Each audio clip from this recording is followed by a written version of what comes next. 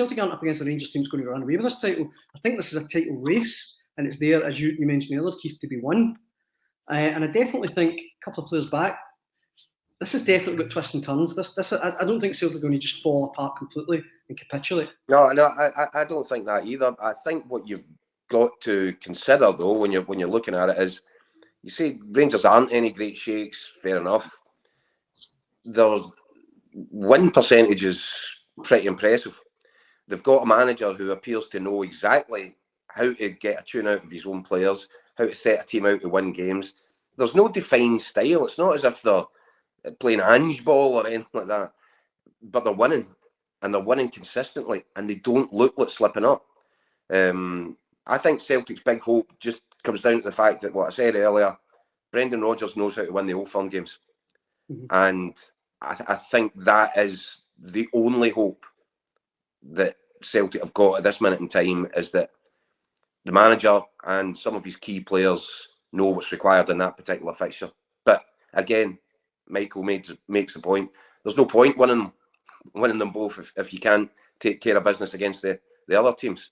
Mm-hmm. But that is my one point from Celtic's title defence would be, if Rodgers can win one or take 4 points, say from the 2 Old Firm games, then it puts Celtic back in a really strong position. Mm-hmm. And Mick, just to finish, the next 2 games, Motherwell at Fir Park and Dundee at home before, a trip to Tynecastle on the 3rd of March. It doesn't, you wouldn't really back Celtic against anyone at the minute, would you? Listen, I don't know what the profit doing for Celtic fans, but I can't see anything apart from this gap increasing. It could be 5 points by Sunday. I think it was pressurising and nervous last week.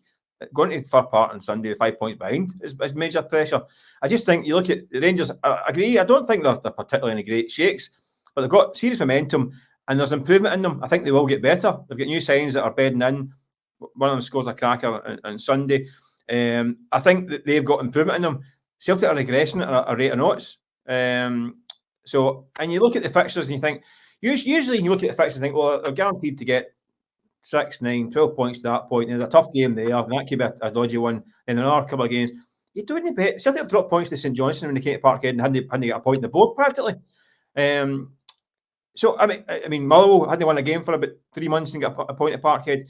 Celtic, every week's going to be perilous for Celtic in this current form, and teams have figured out how to play against them.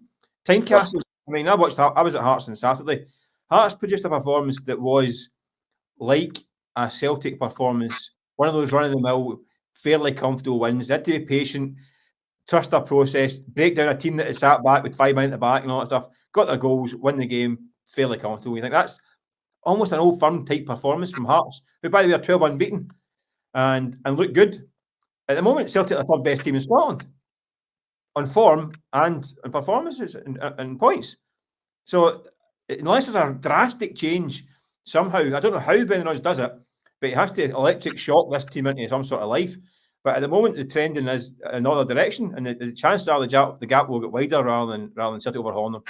Fir Park's going to be interesting, isn't it, Mick? Because there has to be a response, there has to be a reaction. And if there's not, and it goes the other way, and it goes south, and more points are dropped, then you are starting to feel as if it's a complete and utter meltdown. But I think everything points to Fir Park. Can he bring something else out of this side? Can he shape it up? Can he get a response? Because if Celtic fail to respond, and if Rangers do go 5 points clear, bear in mind they've got Hearts, so that could be a difficult game as well for Rangers at the weekend. But if Celtic were to fall 5 points behind and then fail to put on a performance at Fir Park, I think it becomes a really dangerous moment.